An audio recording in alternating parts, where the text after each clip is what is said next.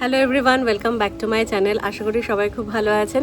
চলে এসেছে আরেকটা নতুন রান্না নিয়ে। আজকে হবে ফুলকপি, শীতের ফুলকপি আর গোবিন্দভোগ চাল দিয়ে একটা নতুন রেসিপি। আমার মনে হয় অনেকের কাছেই আজকের রান্নাটা একদম নতুন। অনেকেই হয়তো এই ধরনের রান্না হয়তো আগে শোনেননি।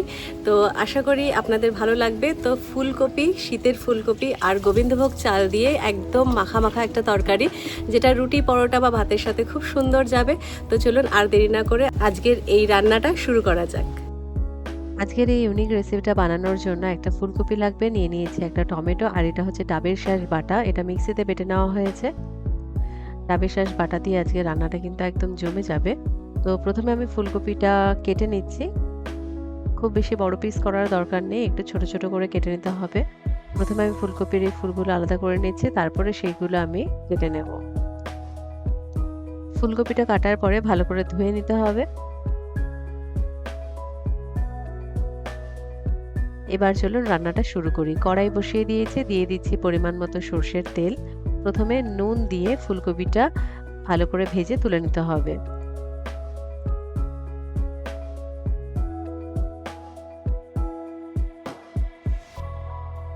তো এই যে ফুলকপিটা ভাজা হয়ে গেছে, একটু লালচে করে ভেজে নিয়েছি। এবার আমি তুলে নিচ্ছি একটা বাটিতে। আর একটু সর্ষের তেল দিয়ে দিচ্ছি তেজপাতা ফোড়ন, গোটা জিরে আর শুকনো লঙ্কা। দিয়ে দিলাম জিরে বাটা, 2 চামচ জিরে বাটা দিয়েছি। আর একটু জল দিয়ে দিচ্ছি, কারণ কাঠের জালে রান্না খুব তাড়াতাড়ি হবে, মশলা যাতে পুড়ে না যায়। এবার আমি দিয়ে দিচ্ছি আদা বাটা, আর একটু জল আমি অ্যাড করলাম। এবার ভালো করে মশলাটা কষিয়ে নিতে হবে। এবার দিয়ে দিচ্ছি শুকনো লঙ্কা বাটা 1 চামচ, গোটা ধনে বাটা। মশলাটা আবারও ভালো করে কষিয়ে নিচ্ছি। দিয়ে দিলাম পরিমাণ মতো নুন আর পরিমাণ মতো হলুদ। এবার আমি কাজু আর কিশমিশ বাটা দিয়ে দিলাম। কাজু মোটামুটি 6 থেকে 8টা আর কিশমিশ মোটামুটি 8 থেকে 10টা। ভালো করে মশলাটা কষিয়ে নিচ্ছি। এবার আমি ডাবের শাঁস বাটাটা দিয়ে দিলাম। মোটামুটি 6 চামচ মতো দিলেই হয়ে যাবে, খুব বেশি দেওয়ার দরকার নেই। আর একটা খুব সুন্দর একটা ফ্লেভার কিন্তু আসবে, কালারটাও দেখুন কি সুন্দর লাগছে। এবার আমি একটা টমেটো দিয়ে দিলাম, ভালো করে কষিয়ে নিচ্ছি। এবার ভেজে রাখা ফুলকপিগুলো দিয়ে দিলাম। আর এটা হচ্ছে গোবিন্দভোগ চাল, 1 কাপ গোবিন্দভোগ চাল আমি ভালো করে ধুয়ে নিয়েছি, সেটাও আমি দিয়ে দিচ্ছি। তো এবার ফুলকপি আর গোবিন্দভোগ চাল একসাথে দিয়ে ভালো করে কষিয়ে নিতে হবে মশলার সাথে। রান্নাটা ভীষণই ইউনিক আর খেতে কিন্তু তেমনই টেস্টি।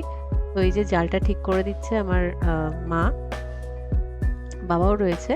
তো যাই হোক, এবার মশলাটা ভালো করে কষানো হয়ে গেছে ফুলকপির সাথে আর গোবিন্দভোগ চালের সাথে। এবার আমি দিয়ে দিচ্ছি পরিমাণ মতো জল। জলটা একটু পরিমাণে বেশি দিতে হবে, কারণ এমনিও জলটা শুকিয়ে যাবে। তো আমি দিয়ে দিচ্ছি পরিমাণ মতো নুন। ফুলকপিটাও সিদ্ধ হয়ে যাবে আর গোবিন্দভোগ চালটাও কিন্তু সিদ্ধ হয়ে যাবে। এবার আমি দিয়ে দিলাম 1 চামচ চিনি, আর দিয়ে দিচ্ছি গরম মশলা বাটা। তো এবার কিছুক্ষণ আমি ঢেকে দেব। একটু মাখা মাখা হবে, একটু মাখা মাখা হলে তারপরে নামিয়ে নেব। তো এবার আমি ঢাকনাটা খুলে দেখে নিই কিরকম হয়েছে ঝোলের কনসিস্টেন্সি। তো এই যে প্রায় হয়ে এসেছে। গোবিন্দভোগ চাল দেওয়াতে এটা কিন্তু একটু মাখা মাখা হবে, ওই জন্য জলের পরিমাণটা প্রথমে একটু বেশি দিতে হবে। এবার নামানোর আগে দিয়ে দিতে হবে ঘি। আমি এখানে 1.5 চামচ মতো ঘি দিচ্ছি। ব্যাস, আজকের এই সুন্দর রান্নাটা একদম রেডি।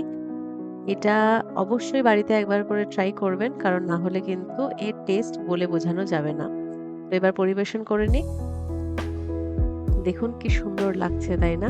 ফুলকপিগুলো নরম হয়েছিল আর খেতে তো দুর্দান্ত হয়েই ছিল।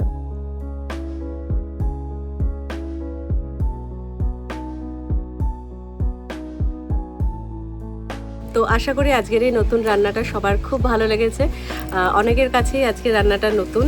তো খুবই ভালো হয়েছিল খেতে। অবশ্যই বাড়িতে ট্রাই করবেন আর কমেন্ট বক্সে লিখবেন যে আপনাদের কেমন লাগলো। যদি ভালো লেগে থাকে ভিডিওটিকে লাইক করবেন, শেয়ার করবেন, আমার চ্যানেলটিকে সাবস্ক্রাইব করবেন। তো দেখা হবে পরের ভিডিওতে এরকম আরও নতুন নতুন রান্নার সাথে। চলুন, সবাই খুব ভালো থাকবেন।